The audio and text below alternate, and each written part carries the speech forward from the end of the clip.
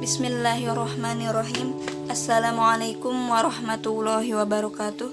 Rabbi shrah li sadri wa yassir li amri wahlul 'uqdatam min lisani yafqahu qawli. Alhamdulillahirabbil alamin. Pada kesempatan kali ini saya akan menyampaikan mengenai ma'rifatul insan, mengenal manusia bagian kedua, yaitu hakikatul insan, hakikat seorang manusia, di mana Allah memberikan hakikat kepada manusia itu 5 hakikat. Yang pertama sebagai seorang makhluk, yang kedua dimuliakan, yang ketiga manusia itu dibebani, yang keempat bebas memilih, dan yang kelima manusia diberi balasan. Yang pertama, manusia adalah sebagai seorang makhluk, di mana sebagai seorang makhluk manusia itu berdiri atas kefitrahannya. Manusia berada dalam kecenderungan pada kebenaran dan juga ketaatan kepada Allah Subhanahu wa Ta'ala. Kemudian manusia sebagai seorang makhluk itu diciptakan dalam keadaan lemah.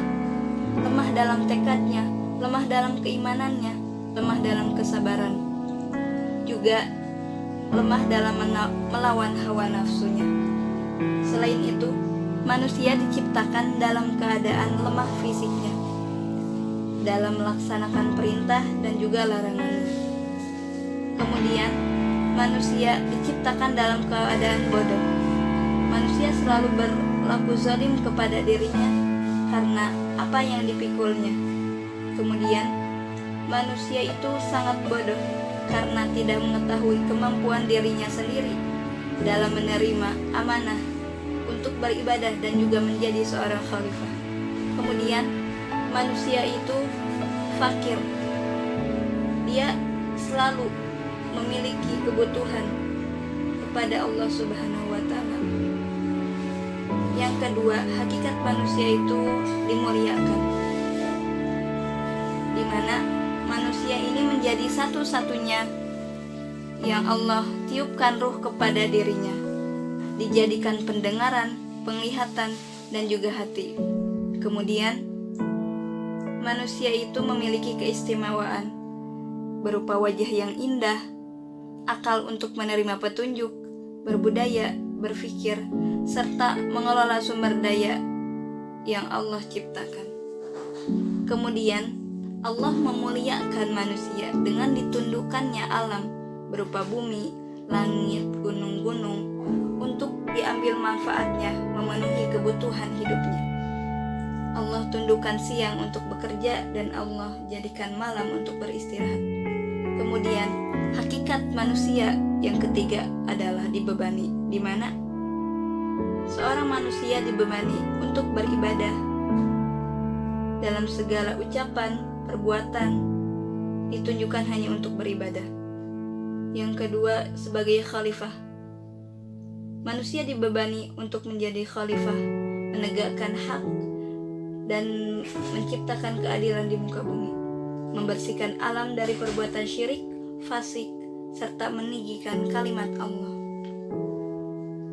Yang keempat, hakikat manusia itu adalah diberikan kebebasan untuk memilih, di mana sebelumnya Allah telah memberikan akal untuk membedakan mana yang baik dan mana yang buruk.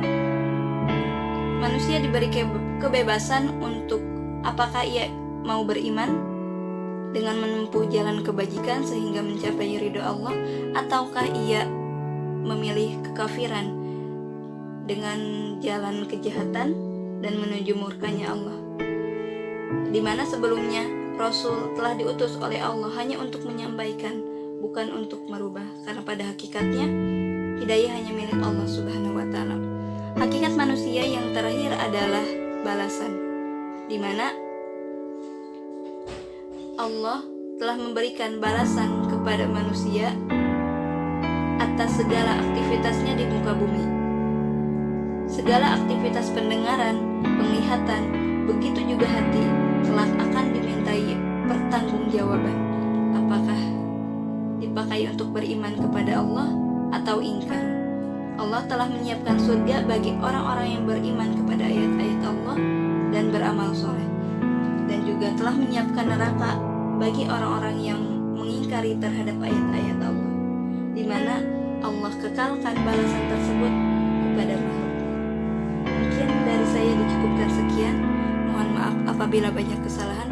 Wassalamualaikum warahmatullahi wabarakatuh.